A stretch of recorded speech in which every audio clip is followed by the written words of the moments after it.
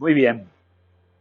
Estaremos todos de acuerdo en que si estamos aquí es porque nuestra vida necesita un cambio, ¿cierto?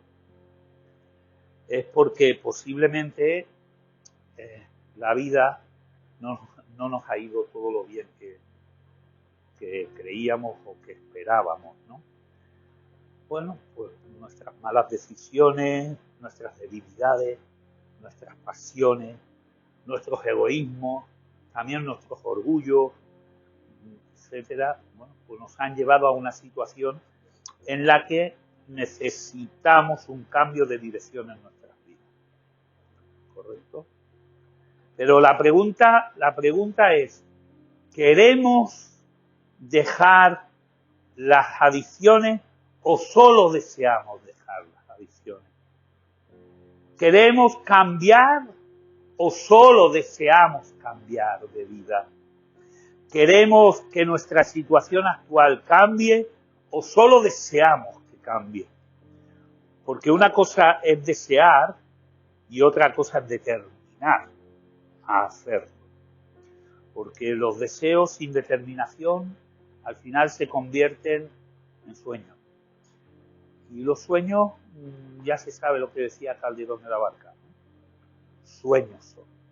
Los sueños se quedan como en un estado de limbo católico, que no se sabe si es una cosa u es otra, se quedan ahí como flotando, pero nunca bajan abajo, nunca bajan a la tierra, no aterrizan y no se hacen realidad.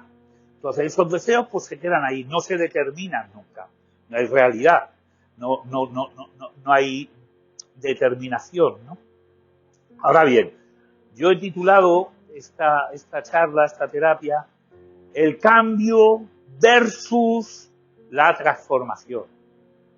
O sea, el cambio frente a la transformación.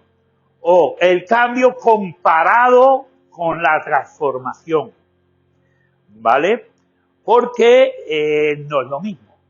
No es lo mismo cambio que transformación.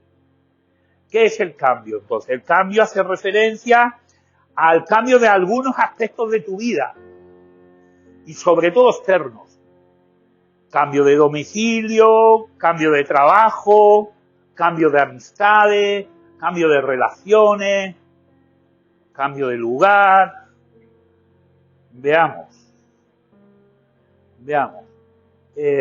Gabriel, ponte donde Curro y Curro ponte donde Gabriel.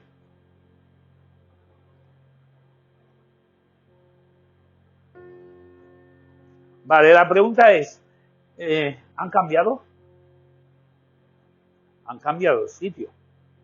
Ya no ocupan el mismo lugar. Ya no tienen el mismo acompañante en un lado o en otro. O sea que cambio ha habido. Ahora, ¿ha habido transformación? Ellos siguen siendo los mismos. Vale, entonces no es lo mismo. No es lo mismo el cambio que la transformación. El cambio sucede en aspectos externos de la persona. La transformación es diferente. Ahora, desde Aliento de Vida, desde el programa, se os pide que en principio hagáis ciertos cambios. Claro que sí, en vuestra vida. Ciertos cambios de hábitos, de patrones de comportamiento, que cambiéis de trabajo, que cambiéis de amistades, que cambiéis de lugares de frecuencia, que cambiéis de aficiones, incluso, que hagáis muchos cambios. ¿Por qué? Porque es una medida de urgencia, porque es necesario también. No vamos a decir que el cambio no sirve de nada. Entonces, lo que sí puede ocurrir es que tú puedes obedecer todas estas direcciones que se te marcan y pensar que eso es todo lo que tienes que hacer. Que con eso es misión cumplida. Y es más, me puedes decir en algún momento, está bien, Antonio, me dijiste que dejara el bar donde trabajaba y lo he dejado. Me dijiste que dejara ciertas amistades y lo he hecho. Y todo lo que me fuiste diciendo que cambiara y que dejara, lo he hecho. Por lo tanto, he cambiado. Mi vida ha cambiado. Muy bien, eso es así, sí. Tu vida ha cambiado, pero ¿has sufrido una transformación interna? Porque eso es otra cosa. No por haber dejado el bar, no por haberte ido del barrio, no por haber dejado a tus amistades negativas, has tenido que sufrir una transformación interna. Son cosas diferentes, ¿no? ¿Por qué? Porque entonces ese sería el cambio. Ahora, la transformación habla de aspectos mucho más profundos de la persona, no de aspectos externos. Y de aspectos que tienen que ver con la forma de entender la vida en todas las áreas de la persona. O sea, ¿qué prioridades tengo en mi vida? La pirámide de prioridades. ¿Qué pongo primero en mi vida? ¿Qué es lo primero en tu vida? Si yo lanzara esa pregunta ahora mismo, en el aquí y en el ahora que estás viviendo, ¿qué es lo primero en tu vida? Bueno, unos dirían, yo mis hijos, yo mi mujer, yo mi familia, yo mi trabajo, yo... Todo eso está equivocado.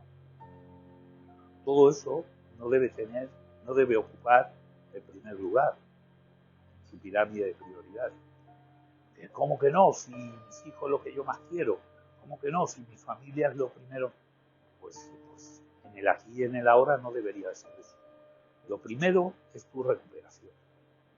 Entonces, tú ahora, hoy por hoy, en este tiempo, tendrás que hacer una reorganización de esa pirámide de prioridades en la vida. Pero eso es una sola de las áreas. Luego están las prioridades en mis relaciones personales, las formas de entender la sexualidad, de entender el noviazgo, la pareja, la paternidad, cómo he de portarme como padre, pero también la filiación, cómo he de portarme como hijo, las formas de entender que tengo sobre la autoridad, sobre las leyes, sobre la norma, sobre el deber cumplido, sobre la responsabilidad, sobre la madurez. ¿Qué entiendo yo por todo eso? ¿Y cómo me vivo yo todos esos valores? Y ahí es donde se necesita una transformación de la persona, en cada una de esas áreas. O sea, que todos estos aspectos son mucho más profundos que un mero cambio estético de la situación y de la vida de la persona. Es evidente que la transformación en la vida de una persona no es fácil. ¿Cómo va a ser fácil? Y más si hay que reconstruir, hay que rectificar, hay que quitar y poner en el carácter de una persona, en los hábitos, en las creencias, hay que quitar todo lo que se ha ido forjando durante tantos años, no ya solo de adicción, sino de vida. Hay muchos de vosotros que cometéis un error que, aunque sea de sintaxis, un error de expresión, pero que el trasfondo dice mucho. Dice, yo lo que quiero es volver a ser el que era antes de drogarme. Y eso es un error, porque si tú quieres volver a ser el que eras antes de drogarte, volverás a drogarte. Porque de hecho tú te has drogado por ser el que eras. O sea que no puedes desear ser el que eras, porque si no tendrás el mismo final. Tú tienes que ser diferente, no el mismo que eras. Diferente, completamente diferente. ¿Vale? Y eso es muy doloroso y es un proceso muy lento. Entonces, antes de iniciar un proceso de transformación en nuestras vidas, debemos saber que nos enfrentamos pues a todo lo dicho, ¿no? Creencias, enseñanzas, hábitos, costumbres, pues muy arraigadas en nuestro interior, ¿no? Y entonces debemos saber cómo se van levantando y cómo se van construyendo en nuestra mente esas fortalezas y esas estructuras mentales que nos han hecho llegar a donde hemos llegado, ¿no?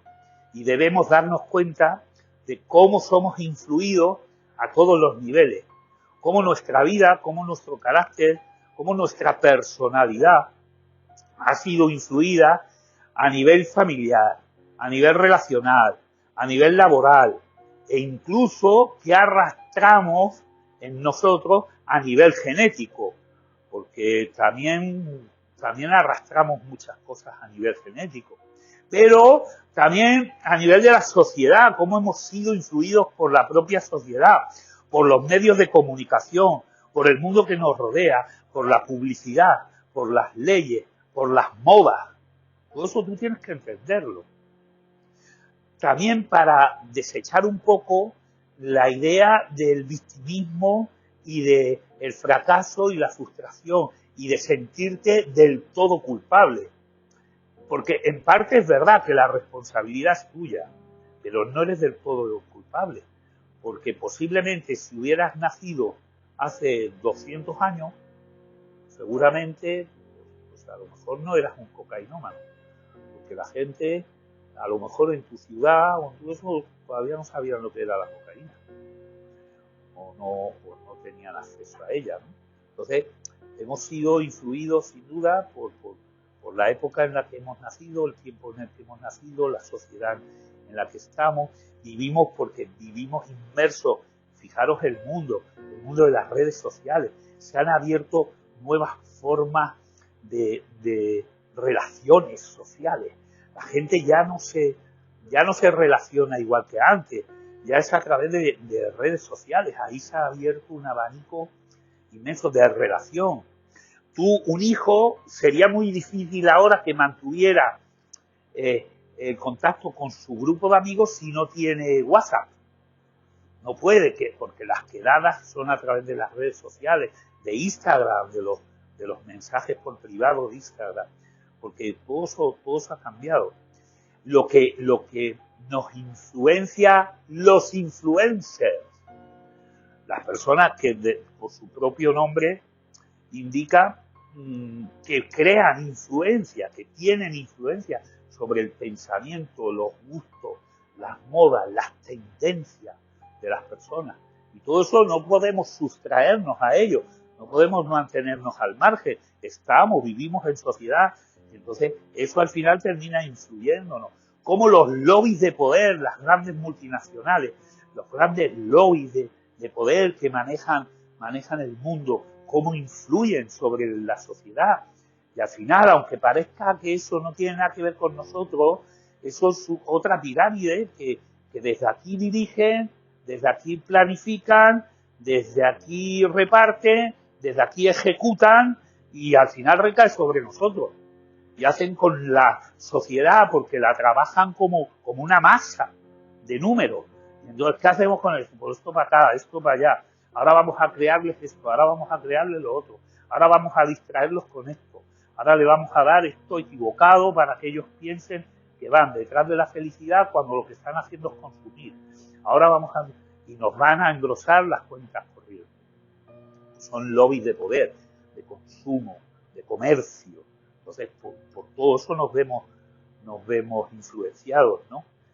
Porque aunque creamos que no, están construyendo y levantando en nuestra mente paradigmas de la felicidad.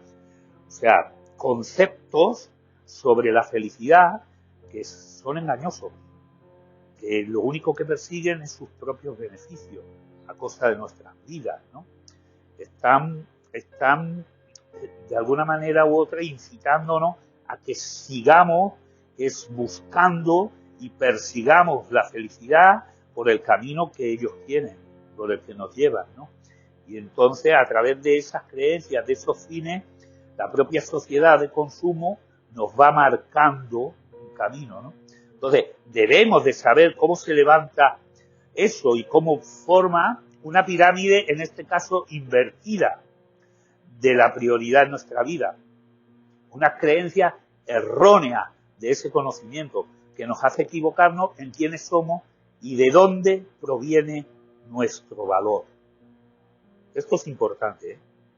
¿De dónde proviene nuestro valor?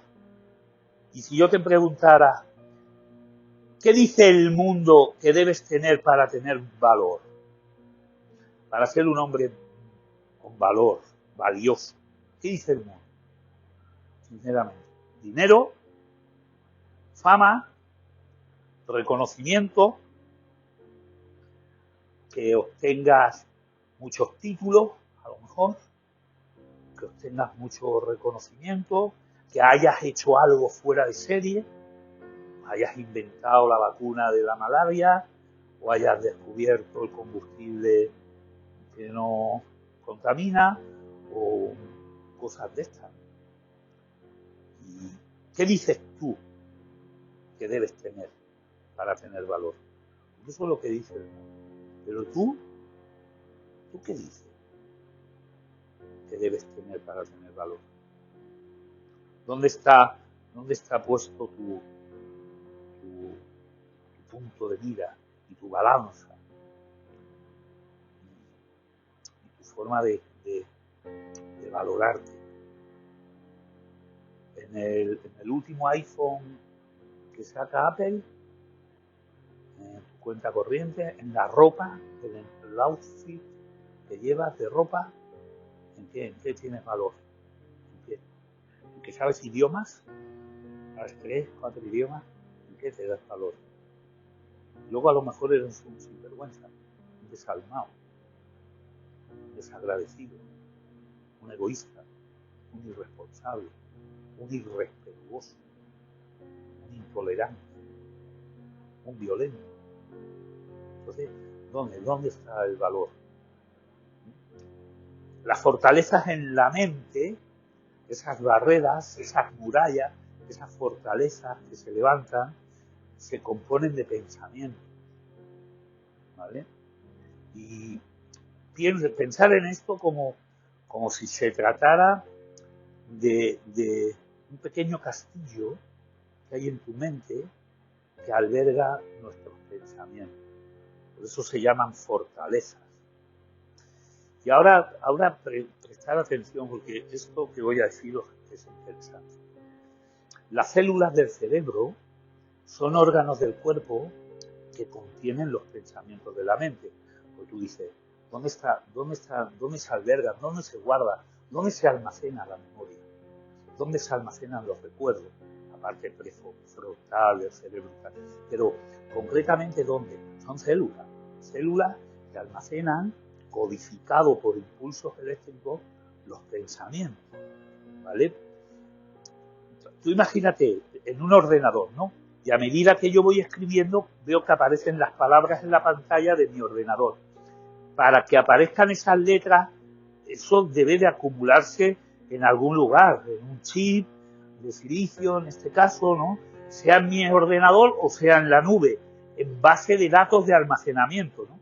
Pues lo mismo ocurre con nuestros pensamientos.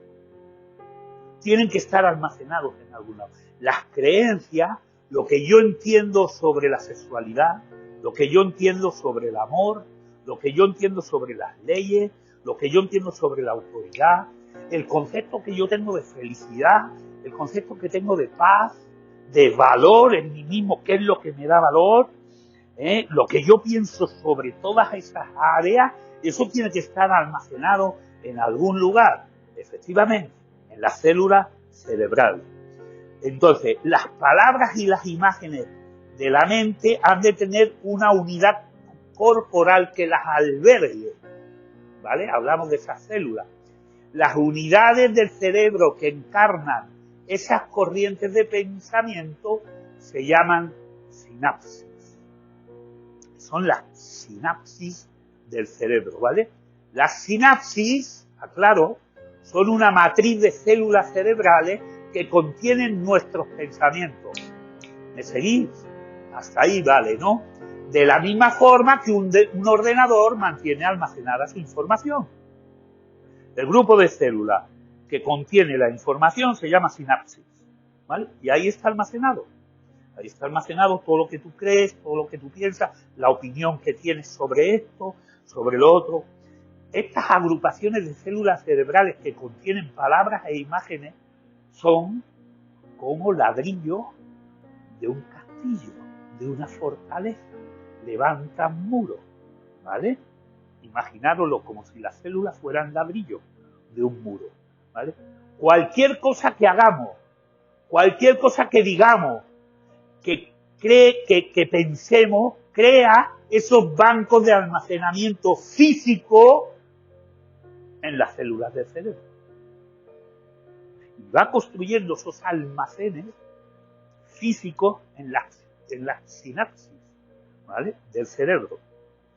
Entonces, pueden ser pensamientos buenos o pensamientos malos.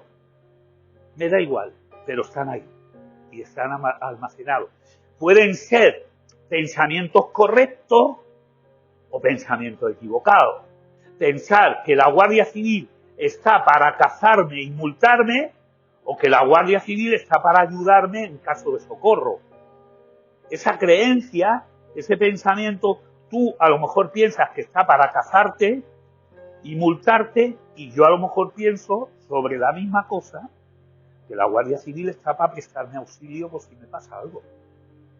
Tú tienes almacenada esa creencia en tus sinapsis, son células cerebrales, y yo tengo la mía en mi sinapsis. ¿De acuerdo?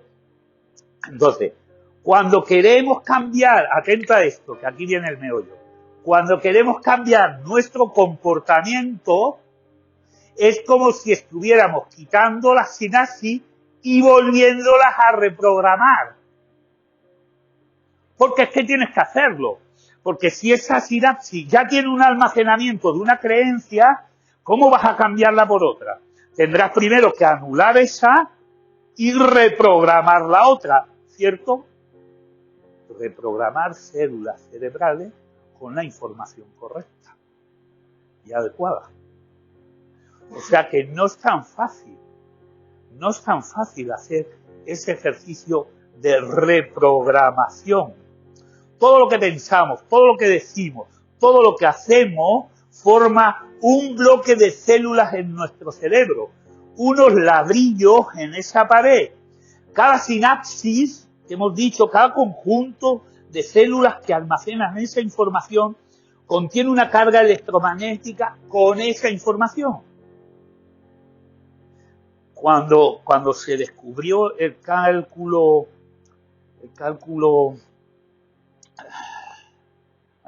no me sale la palabra, binario, el cálculo binario, al principio las grandes computadoras hacían todos los cálculos con dos posibilidades solo, encendido o apagado. Y entonces, fijaros, pasaba una ficha perforada y la leía unas escobillas de cobre. Entonces pasaban por la ficha y según las perforaciones que tuviera, hacía contacto o no. Entonces decía, encendido, encendido, apagado, apagado, apagado, encendido, apagado, encendido, apagado, apagado, apagado, encendido, encendido. Y eso contenía información. Ahora fue el código binario, 01 o 10. Entonces, 00, 11, 01, 01, 00, 00, 11, 11, 11, 10, 10, 0, 1, 1, 0, 0. Combinaciones de 0 y 1. Código binario. Y así es como opera hoy en día una computadora, un PC, un ordenador, con código binario, 1 o 0. Entonces, eso más o menos es lo que tiene el cerebro en esas sinapsis. Son cargas de electricidad, pequeñas cargas de electricidad que mantienen esa información. Desarrollar eso a nivel fisiológico y médico sería un poquito más complejo, pero yo creo que vale para entender el concepto, ¿vale? Entonces, necesitamos, por tanto, una reorganización. No podemos tener solo buenas intenciones. A mí me gustaría, yo deseo cambiar, yo deseo dejar mi antigua manera de vivir y ya está. Y ya está. Claro, entonces, por eso decía el otro día uno que vi en un vídeo, decía, el drogadicto, cuando piensa en consumir, se acabó todo. Se acabó todo, tiene que consumir. No es cierto.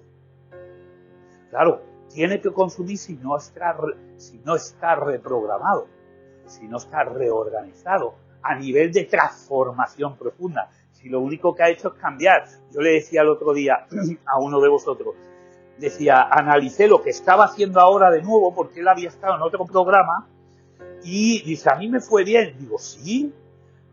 Digo, no, que habrá ido tan bien cuando estás aquí. Y dice, no, pero estuve 9 meses. Bien. Digo, sí. ¿Y qué es lo que hiciste? Dice, no consumir. Digo, ¿y solo eso? Dice, es que es lo que quiero, no consumir. Sí, pero la transformación no está ahí. Él hizo un cambio a la fuerza. O sea, él estuvo en abstinencia, pero nada más. No hubo una transformación profunda, no hubo una reorganización, un vuelta a reescribir esas bases de almacenamiento sobre nuestras creencias, nuestros pensamientos, nuestros conceptos. ¿Me seguís? Vale, entonces, tenemos que, no se puede hacer solo con buenas intenciones, tenemos que centrar nuestras palabras, nuestros pensamientos para cambiar nuestras acciones y así transformar, escucha eso, la composición física de esas fortalezas mentales. ¡Wow!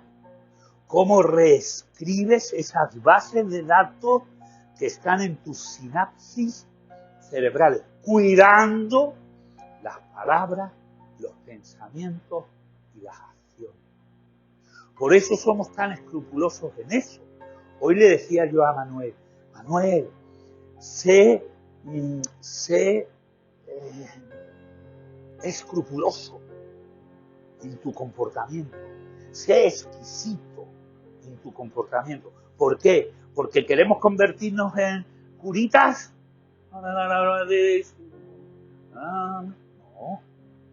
No. ¿Por qué? Porque queremos ser santos, porque nos están saliendo las alas. No, porque hay que cuidar hasta la pulcritud nuestras palabras, nuestros comportamientos, nuestras acciones y nuestros pensamientos. ¿Para qué? Para cambiar la composición física de estas fortalezas mentales. Porque ¿sabes qué? Que le hacemos la guerra a esos bloques de células cerebrales. Le estás haciendo la guerra. ¿Y cuáles son nuestras armas? Porque necesitamos armas.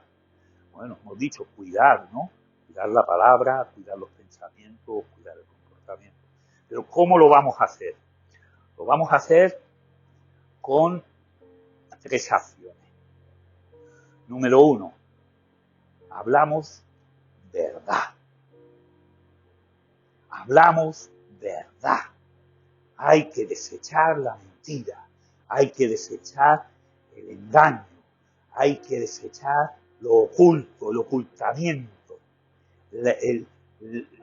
lo tenebroso, la oscuridad. Hay que hablar verdad. Por eso esta guerra tan aguerrida que tenemos para que seamos honestos, para vivir en luz, para vivir en transparencia. Hay que hablar verdad. Número 2, hay que pensar críticamente. ¿Críticamente qué significa? Examinarlo todo, retener lo bueno y desechar lo malo.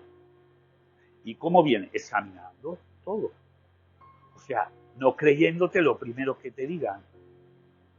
No creyéndote que tú llevas la razón en todo, sino contemplando siempre la otra opción. Vale, yo pienso que las cosas se tienen que hacer así. Pues yo creo que no. A ver, ¿por qué no? ¿Por qué tal? O sea, dejo lo que yo pienso y contemplo la otra posición, porque yo no soy el poseedor de toda la verdad. Pero tampoco el que me esté diciendo algo es el poseedor de toda la verdad. Entonces voy a examinar lo que me dice. No me lo voy a tragar yo todo lo que me diga y lo voy a dar por verdad a la primera de cambio. No, Voy a tener un pensamiento crítico, voy a comparar, voy a investigar si hace falta, voy a pedir consejo, voy a ver detenidamente qué es lo que me están contando, ¿no? O sea, hablamos verdad, pensamos críticamente y actuamos con responsabilidad. Entonces, bueno, ya sabemos cómo hemos definido la responsabilidad, ¿no? La definimos como ser consciente de que todo lo que hago repercute en mí y en los demás. Esa es la base. Luego se abre en un sinfín de circunstancias, de posibilidades, ¿no? La responsabilidad y de aceptación. Pero básicamente es ser consciente de que todo lo que hago va a repercutir, va a traer unas consecuencias. Entonces meditar en ellas. Y que me va a traer consecuencias a mí y a los que me rodean. ¿Vale? Entonces sería, hablamos verdad, pensamos críticamente y actuamos con responsabilidad. Por lo tanto, debemos modificar nuestras palabras, nuestros pensamientos y nuestras acciones hasta llegar al punto en que la composición física de las células de nuestro cerebro, o sea, las sinapsis, sean reajustadas. Y eso tiene un proceso. Y eso lleva un tiempo. ¿Quién no ha escuchado desde chiquitito que nos decían las madres, hijo mío, mucho cuidado, piensa antes de hablar? ¿Cierto o no? Salvador, no hace mucho que lo dijeron. Salvador, piensa antes de hablar. También nos dijeron, piensa antes de actuar. Pero lo que nunca nos dijeron fue, piensa antes de pensar. ¿Se han dado cuenta? Porque, recuerda, piensa en lo que piensas. No lo des por válido. No te lo lleves por inercia. No lo hagas. No pienses a lo loco. Piensa en lo que piensas. Nuestras emociones son el producto de lo que pensamos. Si no pensamos de forma correcta, esto se verá reflejado en nuestra vida emocional, ¿vale? En lo que sentimos. Y entonces nuestras emociones condicionarán nuestras actitudes. Esto es la ley de pensamiento, sentimiento, acción. O como a mí me gusta decirlo, razón, corazón y acción. ¿Vale? Nuestras emociones son el producto de lo que pensamos. Entonces, hay dos formas de pensamiento, el correcto y el incorrecto. Número 1, pensamiento sobre uno mismo. ¿Qué piensas sobre ti mismo? ¿Desconfías de ti mismo? ¿Tienes temor? ¿Tienes augurios de fracaso? ¿Hablas declaración de derrota? ¿Declaras derrota sobre tu vida? ¿Qué pensamientos tienes sobre ti mismo? Que no va a valer la pena, que al final de esta lucha no va a servir, que vas a volver a recaer, que ya te pasó la última vez y que ahora va a ser igual. Ese es el pensamiento que tienes sobre ti mismo. Bueno, sabemos lo que tenemos que hacer, ¿no? Pero nos dejamos llevar muchas veces por el temor, por las experiencias pasadas, ¿no? Pero has de saber una cosa, que los fracasos de ayer no tienen por qué ser los fracasos de hoy, ni mucho menos los de mañana. Y eso debes saberlo, porque de otra forma te va a condicionar. Y va a condicionar tu futuro, va a condicionar tu autoestima. Y vas a decirte, ¿quién soy yo? Yo no soy nada. No tengo profesión, soy mayor, de edad ya, no tengo los parámetros y los perfiles que la propia sociedad demanda. A mí se me ha pasado el arroz. Yo soy parado de larga duración, con no sé cuántas recaídas ya. Piensas quizás eso, se te va a la mente ahí. ¿Qué es lo que hoy estás pensando de ti mismo? Porque dependiendo de lo que estés pensando de ti mismo, así te sentirás. Y por lo tanto, así actuarás o no actuarás. Y te quedarás sumido en la depresión, en la falta de autoestima, encerrado en casa, metido en la cama con las persianas bajadas. Número 2, la percepción errónea de la realidad. O sea, la primera, cómo me veo yo, y ahora cómo veo yo la realidad. Nuestras emociones siguen a nuestros pensamientos, no podemos controlar los sentimientos, pero sí podemos controlar lo que pensamos. Entonces, no nos formamos tanto por el ambiente y las circunstancias, que hemos dicho que sí, que influyen, pero es más que nada por la percepción que tenemos de ella, cómo percibimos la realidad y cómo la interpretamos, ¿no? Cuando empezamos a tener pensamientos que son erróneos, nuestra vida se ve afectada. Y entonces los sucesos de la vida, te digo una cosa, lo que nos pasa en la vida no determina lo que somos. Nos ha pasado, pero no es que seamos eso. Por eso muchas veces yo no estoy del todo conforme con que el drogadicto siempre será un adicto. Ahí habría mucha materia en la que discutir, ¿no? Pero yo me aventuro a decir que no estoy del todo conforme con esa aseveración, de que el drogadicto siempre será un drogadicto. Porque esto mismo, porque los sucesos de mi vida no determinan lo que soy. No completamente, ¿no? Lo que nos han dicho durante toda nuestra vida, o la superprotección que hemos tenido, o los abandonos que hemos sufrido y que hemos recibido desde niños, no condicionan el resto de nuestra vida. Que a mí me hayan estado diciendo desde que yo era chiquitito, qué malo eres, ese niño es un bicho, es un demonio, qué malo. De alguna manera ha podido influir en mi juventud, en mi crecimiento, sí, de acuerdo, pero no el resto de mi vida, ¿no? O que yo sufriera un trauma en mi vida, un abandono por parte de mis progenitores, un fallecimiento, una separación de mis padres, el acontecimiento que pudiera darse. Vale, yo seguramente tuve mi duelo y seguramente lo pasé, pero escucha una cosa, eso te hace más fuerte todavía frente a las adversidades que nos esperan en la vida y las luchas que nos esperan. Entonces, no me esclaviza, no me determina, no estoy abocado y determinado y predestinado al fracaso, a la enfermedad, a la adicción. No estáis predestinados a ser adictos toda vuestra vida. Es mentira. No es así. Se puede salir y se puede dejar atrás.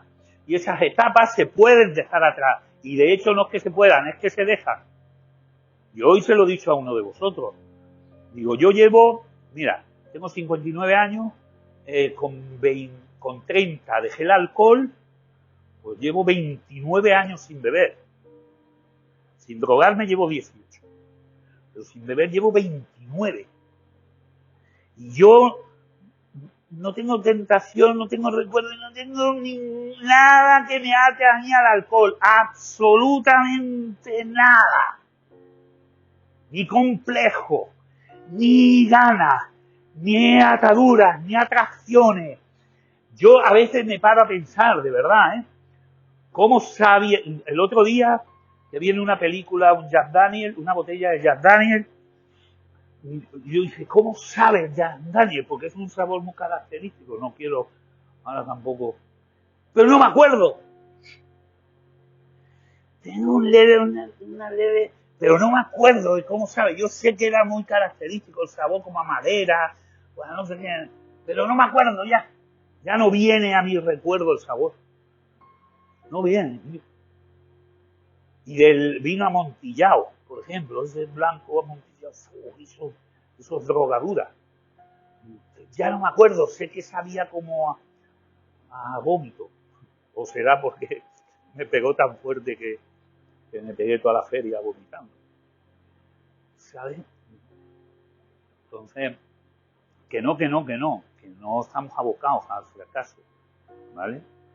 Entonces, cuando aquí en Aliento de Vida se os empieza a hacer entender todo esto y a cambiar ese pensamiento, y tú empiezas a descubrir que realmente vales y que realmente tienes talento y que realmente tienes dones y que tu vida tiene derecho a levantarse, a rectificar y a vivir, y derecho a vivir, pues entonces tú recibes eso como si fuera un descubrimiento nuevo. Entonces es transformado tu carácter. Así. Resumiendo, habla verdad, piensa con juicio crítico y actúa con responsabilidad.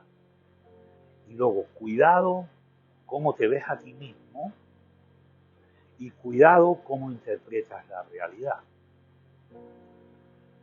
Y estate siempre pendiente de pensar lo que piensas, para así poder reescribir esos bloques de almacenamiento de memoria que tienen las sinapsis en tu cerebro.